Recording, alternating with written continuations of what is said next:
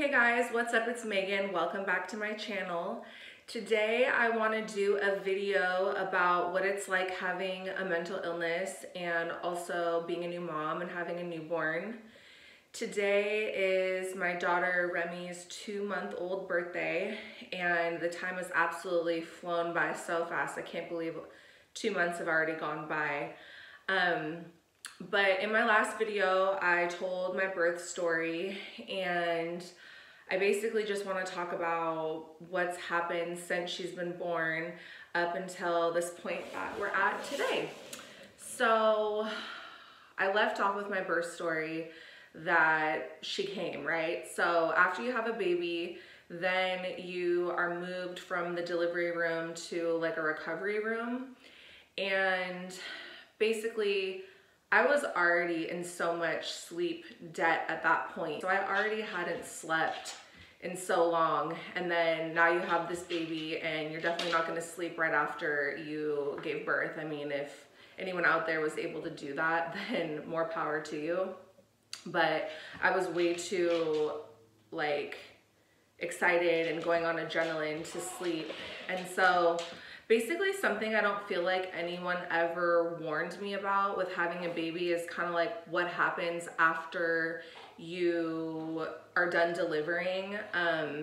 I was totally unprepared for the next day after I had her, what that day was gonna be like and what that process was gonna be like. I think it's really like not talked about enough, so that's why one of the reasons I'm sharing. We're in the recovery room and I had an epidural, so my legs are numb. So they basically won't let me stand up on my own. I have to use kind of like a walker thing, and there is just no privacy at all. I sat on the toilet and like I couldn't feel down there to like go pee. Like I had to go pee so bad, but I couldn't go. It was really weird. But the nurse came in and like squatted down right by my crotch, and she like sprayed my crotch with like a water bottle and gave me like witch hazel and pads. And it's just so interesting because like I follow a lot of women on Instagram that were pregnant like a little bit ahead of me.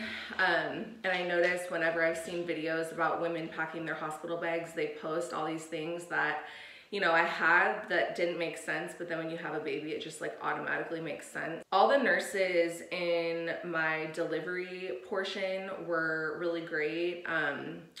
There was several shifts, so I had about 3 different nurses during my delivery process, and the last one who ended up helping deliver the baby, she was like my favorite by far, so it was a really great experience. But when we got moved to the recovery room, she wasn't very like personable, and she wasn't very like, I didn't really like her energy.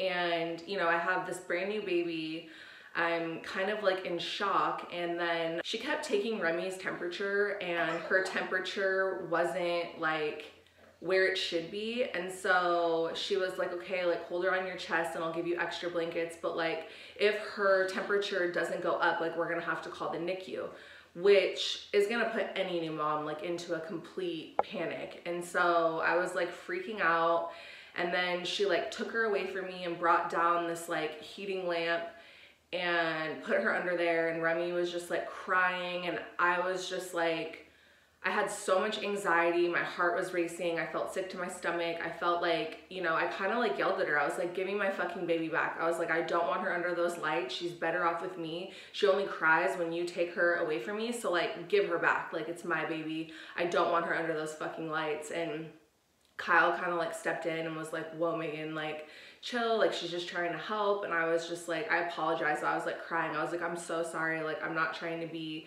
mean or rude, but like I'm so stressed out. Like I was not expecting you to like take her and put her under these lamps. And you know, I was just going on like no sleep. And then luckily that nurse went off shift, and then a new nurse came in that was like a better fit. And everyone that I worked with after that lady was really nice. But I only got like a few hours of sleep after I had her. And then, you know, it's just like you have so much adrenaline in your body that it's really hard to like shut your mind off when you just had a baby. Then kind of what I was talking about what I was unprepared for, like I didn't know there was gonna be someone that comes in and like pricks her to take blood. I didn't know there was a hearing specialist that was going to come in. I didn't know there was going to be a postpartum depression person that comes in. I didn't know there was going to be a lactation person that comes in. It's just like all day that next day after I had her, there was people in and out of the room, and it was very stressful for me. I didn't like it, and I didn't like all these people like doing tests on her and stuff. I mean, I know it's like protocol and how like they have to do it, but I didn't like it at all. And I really wish that someone would have told me, like, so I could have been like had a heads up and been prepared that that's what they do, because I had no idea. And so finally we got to take her home, and I honestly don't remember the first like couple of weeks. Like, it's such a blur to me. I really struggled with my mental health those first couple of weeks. I'm not gonna lie. I had a lot of episodes of like freaking out. I also didn't know that we were gonna be expected to take her to a doctor like the very next day after we got home. And so I wasn't prepared for that. I didn't research pediatricians. I just like found one in the area, made an appointment, and Kyle and I went, and we got in the car, and like I didn't remember my purse. I didn't remember the diaper bag. Like, I was such a hot mess. And you know, with my mental illness, like it's not good for anybody, mental illness or not to sleep for that long. But like, especially for me, like I'm not the same person when I don't sleep. Yeah, we took her to the doctor, and the first lady that came in was like, okay, take her clothes off and like put her on the scale. And it was just like, I can't even tell you how much anxiety I had. And like, something I've seen on Instagram that's like becoming a topic to talk about is like postpartum rage. And like, I definitely have had like raging moments where like I completely flip out on people.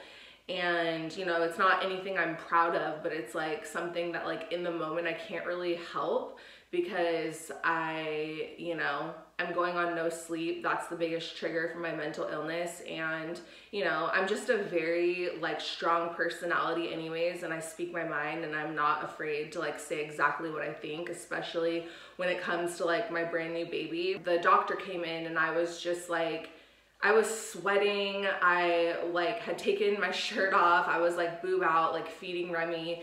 And I was just like, why, like, can you please explain to me why you have to do these things? Like, she just had everything done yesterday. So like, why the fuck are we doing it again today? Like, this just doesn't make any sense to me. This is like torture for me. Like, I haven't slept in days, and now I have to watch you guys, like, basically it looks like torturing my daughter, which like, you know, at that point, now I'm used to her crying. Like, you know, you get used to your baby crying, but when everything's that new, I'm not used to hearing her cry, and like automatically I go into like mama bear, like protection mode, like give me my fucking baby back. And anyways, the nurse that I worked with was like, not the nurse, the doctor was really nice, and she was just like, really reassuring, explained everything to me, calmed me down, like de-escalated me. It's really important when I'm already like at that stage that everyone around me just like de-escalates me, because when I get to that stage, like I'm, for lack of a better word, like I'm psychotic. Like I will, like, I have so much built up inside of me. Like, I'm not worried I'm gonna like get physical with somebody, but like I have no problem screaming at someone, cussing them out, and like, you know, I don't want to act like that in public, because like if like, let's just say a police officer saw me acting like that, you know, I could get taken away to the psych ward or something. Like, I've gone there, I've gone down that path, and you know, I've had conversations with my husband and my mom that like, look, you guys can't let me go in public when I'm that crazy. Like, I was not well enough to be in public, basically. At that point, you know, I hadn't slept in so long that I was just like, it's not safe for me to be out in public with other people viewing my behavior, because, you know, someone could call the cops on me, or, you know, I'm not proud to be saying this, but it's the truth. So, this is the truth of what it's like living with a mental illness and having a baby. You know, it's just like the no sleep and the hormone changes, and just like being so exhausted, and so like everything's new, And, you know, I'm not myself when I don't get sleep. And so, the first 2 weeks were extremely difficult. Like I said, I don't remember a lot of it. Like, it's a blur. I look back at pictures I took of her during that time, and like I'm like, I don't even remember taking this picture. Like, it's weird. But then at her 2-week appointment, I completely had a mental breakdown. Like, before the appointment, I was like hysterically crying, hysterically like yelling, just like at my husband, like, I'm sick, like, I'm so exhausted, like, I feel like shit, you know. And we ended up going to the appointment against like better judgment. Like, I shouldn't have gone to the appointment, but basically we felt like it was going to be the best idea for me to wait in the car. And so I was told this appointment was only going to take 20 minutes because I told my husband to ask the clinic like how long this appointment takes, and someone at the front desk said it takes 20 minutes. So I'm in the car, and like mentally I'm like prepared for like a 20-minute appointment. So then like 20 minutes, 30 minutes, 45 minutes goes by. So I start blowing up my husband's phone, like, what's going on in there? And he answered, and I hear her screaming, and he's like, they're taking her blood. And like instantly, like, that triggered me because I had no idea that they were gonna draw her blood again. And I started like yelling at him, and he like hung up on me. And so I kept calling him, and like, this is really embarrassing for me to talk about because, like, you know, it's hard to admit these difficult things, but I feel like that's a part of what I want to do on my channel, is just be honest and set people up that have mental illness, that want to have a baby, up for like, you know, what it's really like. It's like not a walk in the park. Like, even for a mom that doesn't have mental illness, I know that a lot of these things still happen, and it makes me feel better to talk to some of my friends that have babies that don't have mental illness, and they're like, oh, I went through that too. But yeah, I had a complete like mental breakdown, freak out session at her 2-week appointment. And up until that point, I was only breastfeeding, and she feeds like every 2 hours. And I did it for 2 weeks, and it was like the way I acted at that appointment and how I just went psycho and kept calling him, and he kept hater buttoning me, which, you know, he realizes now wasn't a good thing.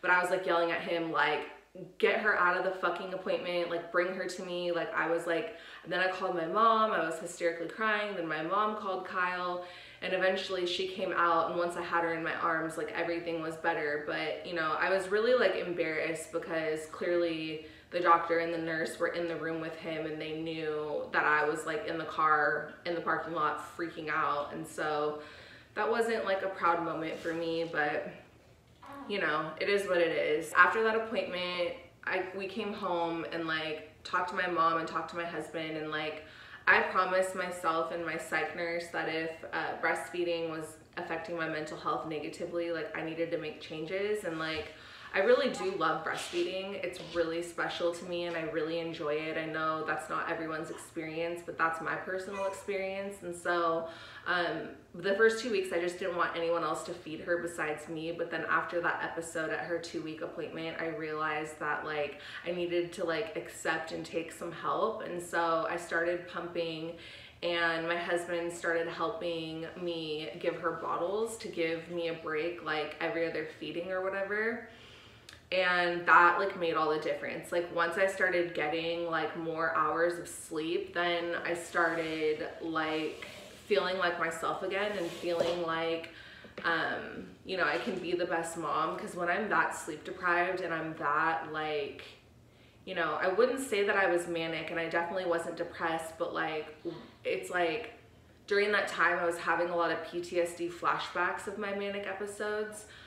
Sometimes when I don't sleep for so long, like the tapes of like all the bad things I've been through like keep playing in my brain like over and over and over, and like I can't shut it off, and like it makes me hysterical and like breathe really hard, and like I basically have a panic attack. Like, I've also been diagnosed with panic disorder.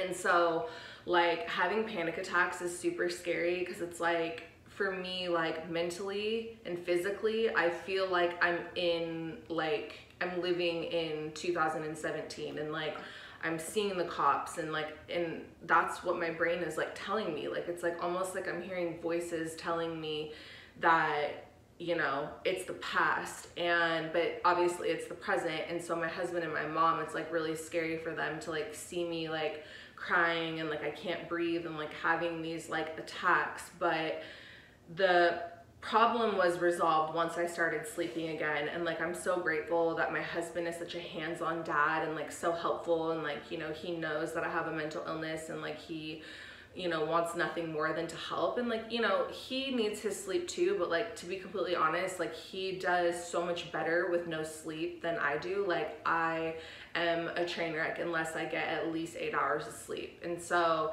and he can like, you know, live his life on like 5 hours. And so basically we've developed this routine where I pump, and usually I can pump about like 5 bottles a day, and they all go into the fridge. And I breastfeed her during the day, the whole day, like no bottles until the nighttime. And so right now my husband and I have a routine where one of us is on the couch with the travel bassinet and this little like Doca top pillow in the travel bassinet, and one of us is out on the couch with her with kind of like a bed made like on the couch. Then the other one of us is in the bedroom with our dog with the blackout curtains. I put on lavender oil, turn on the sound machine, because it's like, we can't, if we have her in the room with both of us at this point, like neither of us are getting a good night's sleep. So it's like whoever's in the bedroom just gets like complete peace and quiet and is able to like mentally fade away. And like for me, like even if I have her on the couch and she's sleeping next to me on the couch, like either her cooing noises or, you know, whatever, I'm always anticipating her waking up. So I have anxiety even when she's sleeping and I'm on the couch, and I can't sleep out there. So anyways, the routine's been is that I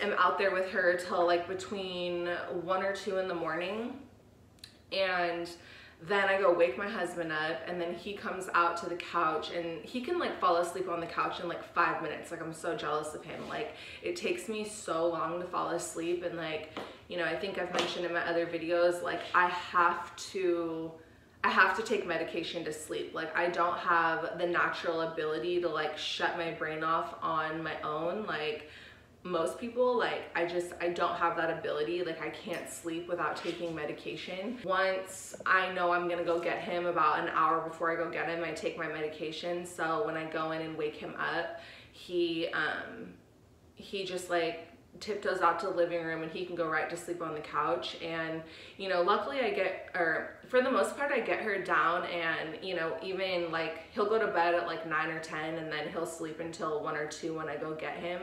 And then I try to get her down before I go get him so that he can just go right up to the couch and like fall back asleep, and like hopefully not wake up until like 3 or 4 to give her a bottle.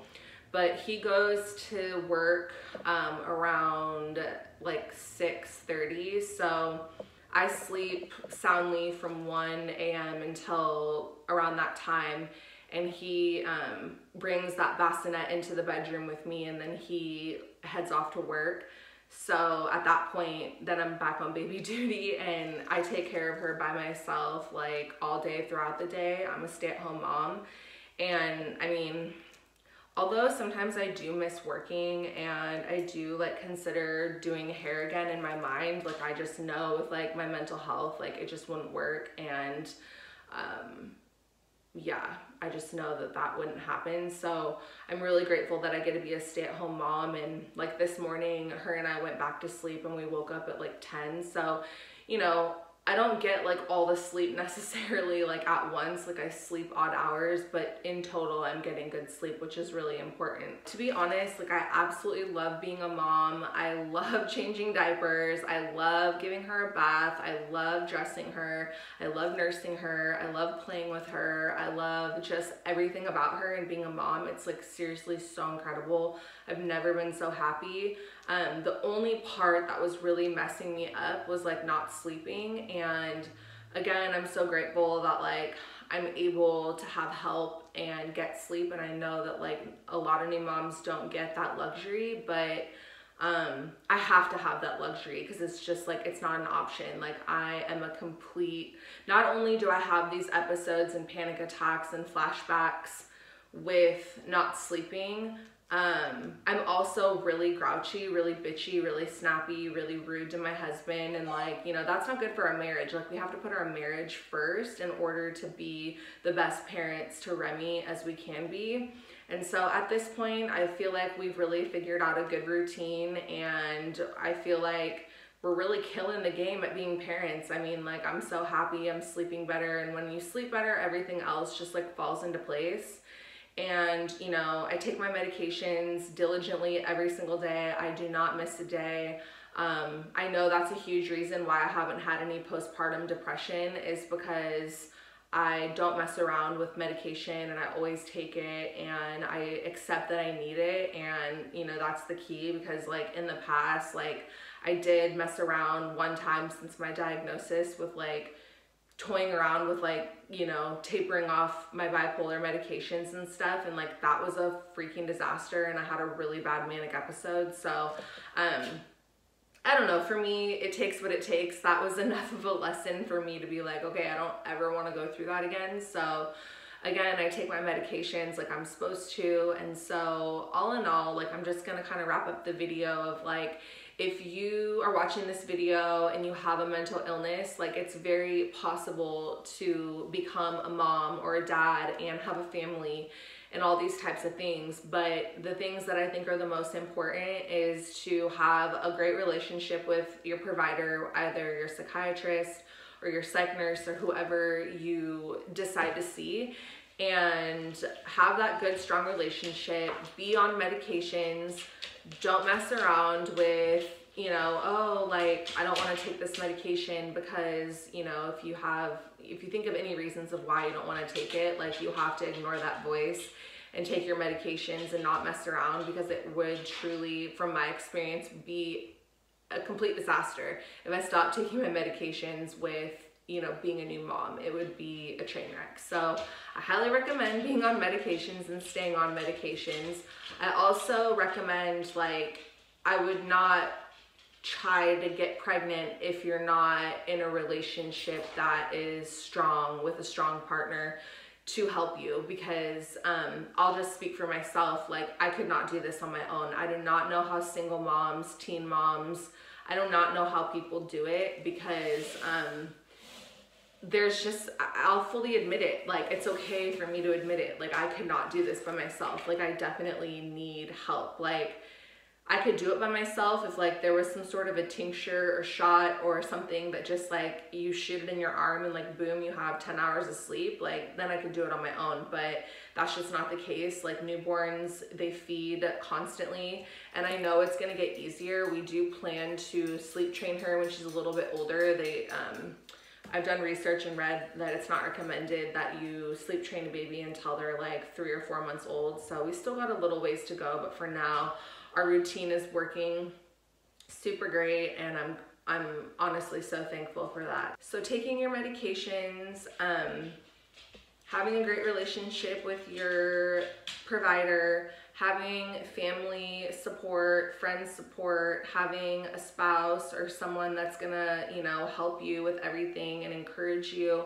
And one of the biggest things my husband and I have been working on is like de-escalation, because like when I start to get buck and like I'm freaking out and I'm like going to a different level, like he has learned that like he has to like help me calm down instead of like making it worse. And like he never intentionally means to make it worse, but when I'm going in that direction, usually it's because like of an argument or some sort of tension between us. So he's like learning to like not take it personally, and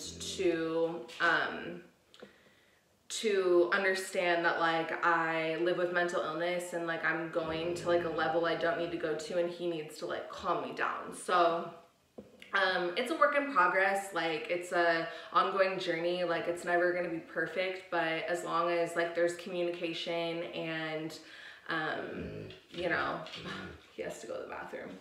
As long as there's communication and support, I really do think that it's very possible, because I'm doing it. You know, I have the most severe type of bipolar disorder that a person can have, and I think I'm kicking ass and thriving as a mom. I think and I know that I'm a great mom. Like, I love being her mom, and I hope to have another baby in the next couple of years, because like I've always wanted a family, I've always wanted to be a mom. So I'm really grateful that that God's giving me the best gift, because I love my family. I love my dog and my daughter and my husband, and I'm so happy. So anyways, if you enjoyed this video, please give it a thumbs up. I would love it if you're new here, if you would subscribe to my channel, and I will see you guys in my next video.